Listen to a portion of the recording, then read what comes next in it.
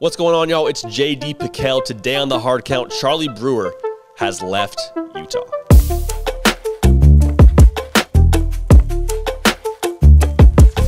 Welcome into 365 Sports, the place that has you covered year-round, 24/7, 365, all things college sports, college football right now. This show, The Hard Count, moving to a new channel, its own channel, CFB with JD, linked in the description below.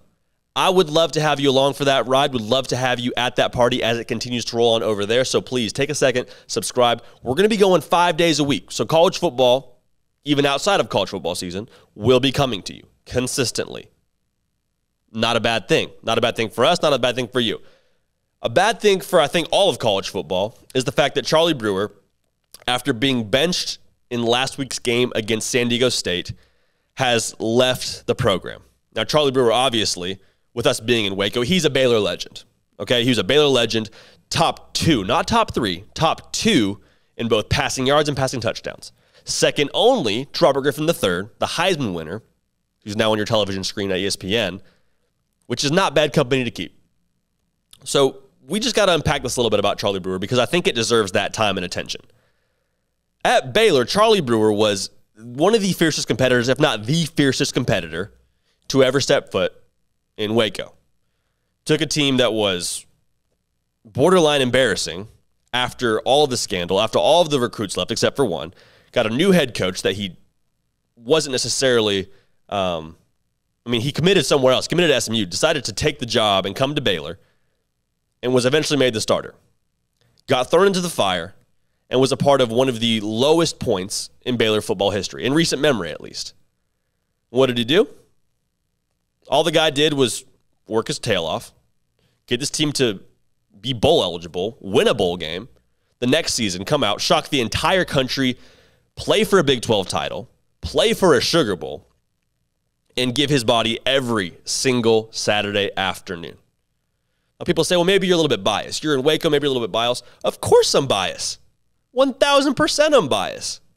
Take it a step further, was fortunate enough in the very short time I had with the Baylor football program to be able to have some interaction with Charlie.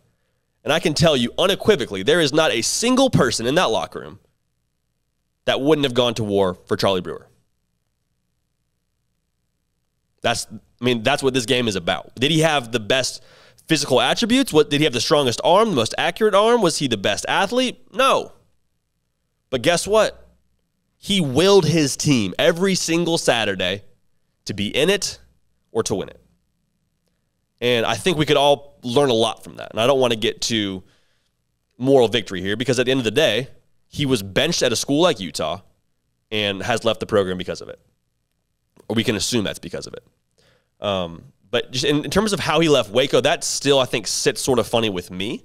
He didn't deserve to leave Waco the way that he did. I think he probably got a little bit of a raw deal. Anytime you have a fan base chanting for another quarterback during a game, it's pretty disrespectful. I'm not sticking around. I'm not sticking around for that, so I don't blame him one bit for having the decision to make to transfer to a school like Utah. And that was off to a pretty hot start. I mean, preseason, we were saying Utah was going to win the Pac-12. They still may. Had a 15-for-15 spring game everyone was excited about. He's got a lot of physical attributes. The unfortunate part of it is, in my own opinion, I think his body got worn down because he never, ever gave anything less than 110%. I mean, there were multiple games where Charlie Brewer would take a hit at Baylor and you say, oh my gosh, is he still in the game?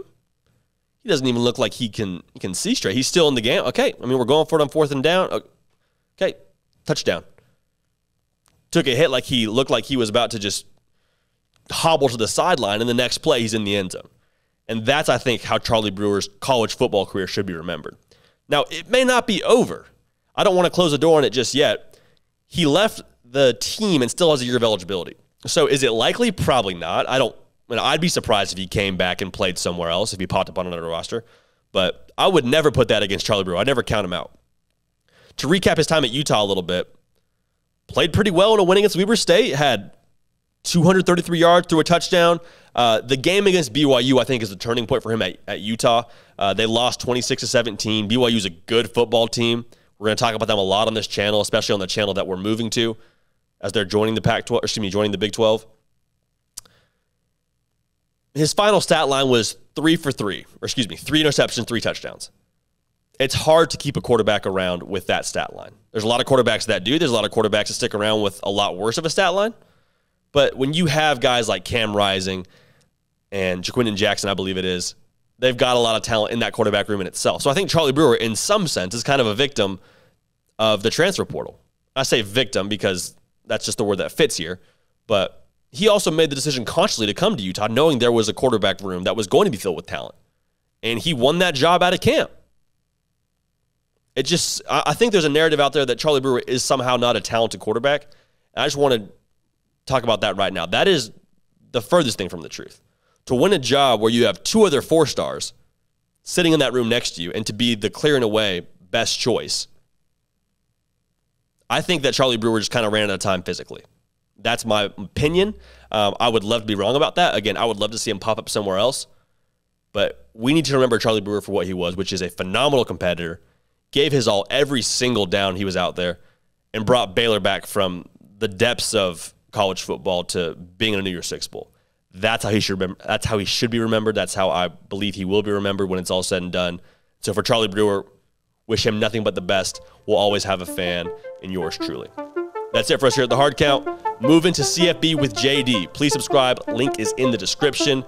Keep this party rolling. We will see y'all next time.